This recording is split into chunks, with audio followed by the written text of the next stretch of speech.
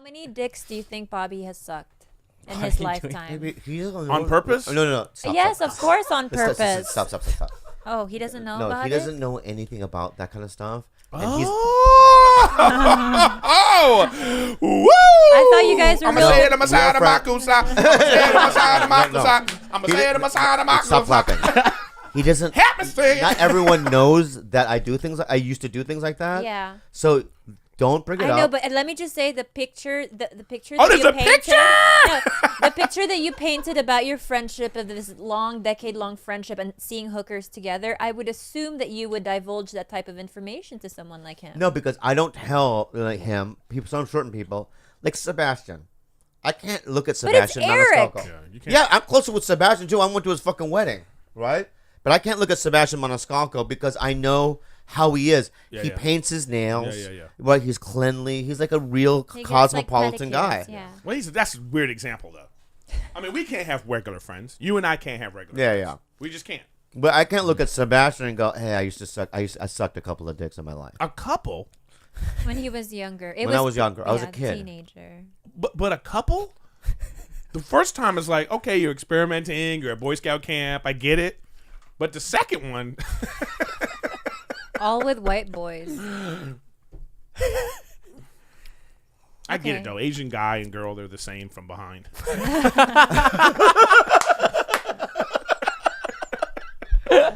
a really good one. You never. Let me say it. As a kid, you were buttholes. You were never molested.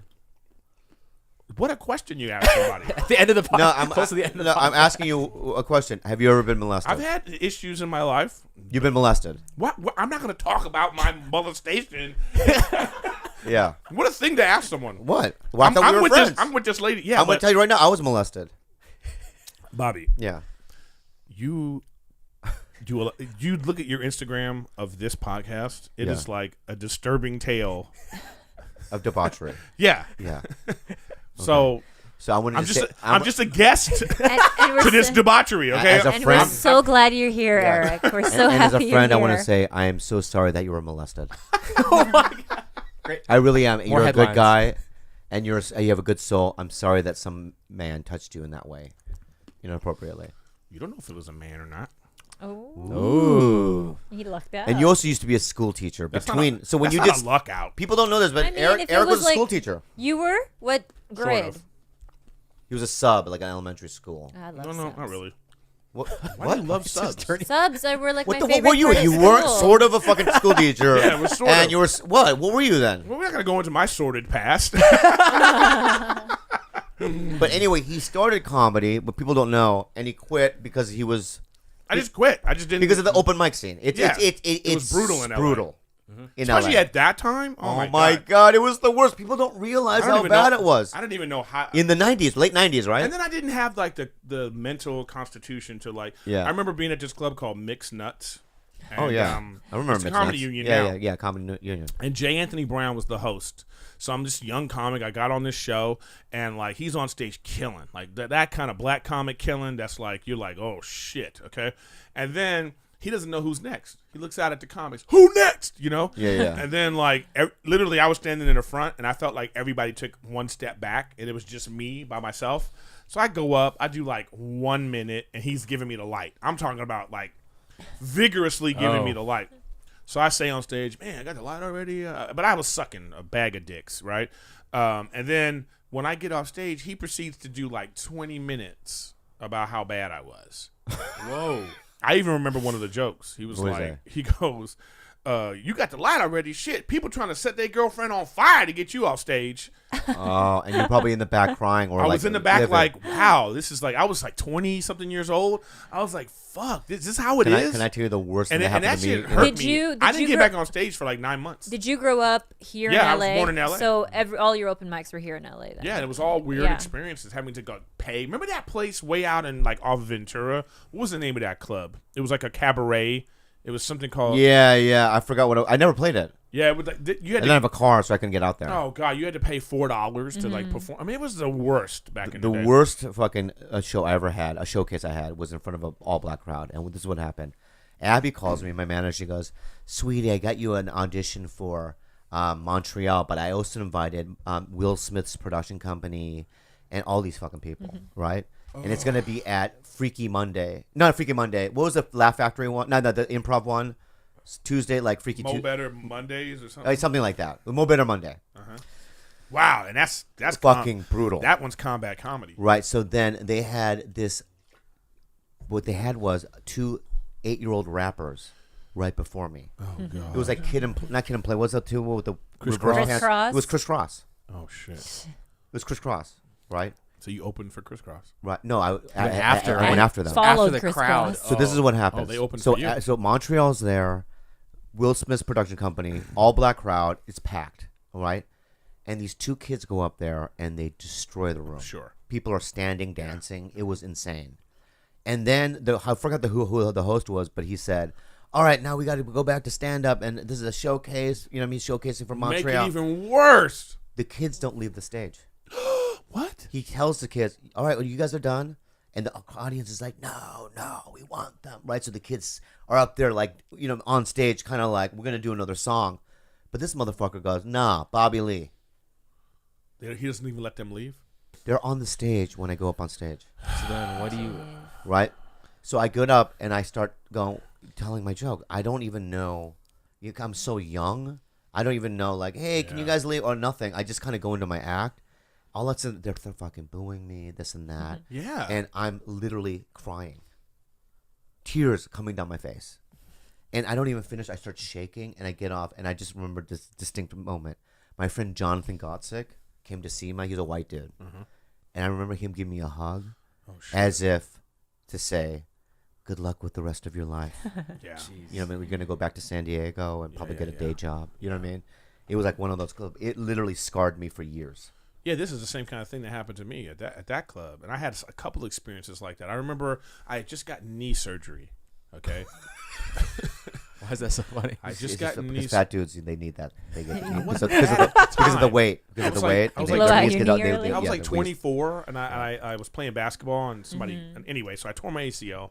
So I just got this surgery, so I had this crutches. So this buddy of mine calls, "Dude, they need a host at the Improv. You should come do it." I go, "Well, I got my crutches," and at the time I was like, "Well, you can't. You have to go." I go, and I, literally, like, I don't think I got one laugh. Like, everyone was just looking at me like Oh this. my god. It was like so brutal. And then I remember and then I thought, well, maybe it's the crowd. I remember the first comic I brought up. It was Earthquake. Oh Lord. I love him. You know, I was like, "Okay, everybody, Earthquake." The first thing out of his mouth, he starts killing. And then it's just bow, bow, bow, bow, bow, bow, bow. You know, and then I had to bring up Dana Gould, and it was just and I'm just like, Dana Gould after him? Yeah, it just my whole career was like that. I just felt this is my career. I'm on crutches and I'm down and out, and this is the worst experience ever. You know, and so this is why this is why the comedy scene now, these fucking young comics, man, they're so fucking spoiled, feeling so entitled about what they, and I'm just like, go pay some dues, bitch. You know what I mean? Get the fuck out of my face. This white dude who did a bringer room, I did Brian Marnock's bringer room. Oh, don't get me started. Right? So this white dude had been up 3 times, right? Walks up to me and goes, "Hey, see you around the circuit." And I went, "This motherfucker said circuit." Yeah. Like, this is the Catskills. I was doing a Like show. we're in vaudeville or something. Like, the circuit? And no We show. haven't used that in 40 years, that word. You know what they're doing? There is no circuit for you. Yeah. There's no. Yeah, you're not. Yeah, you're not in the circuit. We're not on the same fucking. Yeah. Oh my! This is like, I remember this. You're not gonna like this one. What I'm about to say now, but I've heard it all. Believe it or not. there was this female comic. I'm not gonna say who. And I was like, I was like hollering at her a little bit, and she was like, "Well, I don't date people that I work with," and I was like, we don't work together. Okay. Yeah. Like, look, this is like, I'm president of the company and you work on the warehouse floor. Yeah. And I'm just passing through I know. saying, "Hey, how you doing?" Like, we're not working together. You know what the worst thing I did Oh my God. in that That situation? shit pisses me the fuck off. They were doing a fucking bringer room in the belly room, and this white chick who had been up her second time, she had done an okay set. I didn't see it, but she had gotten a little drunk, and she's coming down the stairs, and she's outwardly saying at the Comedy Store, "I just killed up there." You know what I mean? I just fucking killed, and you just hear her coming down the hallway. Now I'm in the hallway, right? And she walks up to me, and she goes, "Get out of the way." To me. Lord. Oh, God. Right? I'm a paid regular, right? Yeah. And I go, nope. And she goes, who the fuck are you? That's what she says. Whoa. I go, I'm a paid regular here. You know? And she's like, well, what's your name? I've never heard of you. Oh, and I'm going to say that. I said this. I had a glass of Coke in my hand. A glass, right? I go, just watch me. This is the kind of power I have. I threw the glass up against the wall. It shattered. Middlecombe, Brendan, comes up behind me, cleans it, walks away, and I go, there's nothing they can do. That's pretty bad. And you know what she said? You're an asshole. Yeah. You know? Starts crying. Because I hate that shit. Don't get. I was doing this show. We got a million. Yeah, do another one. I was doing this show. Continue your story. I'm gonna go pee real quick. All right, baby. You didn't have to tell us.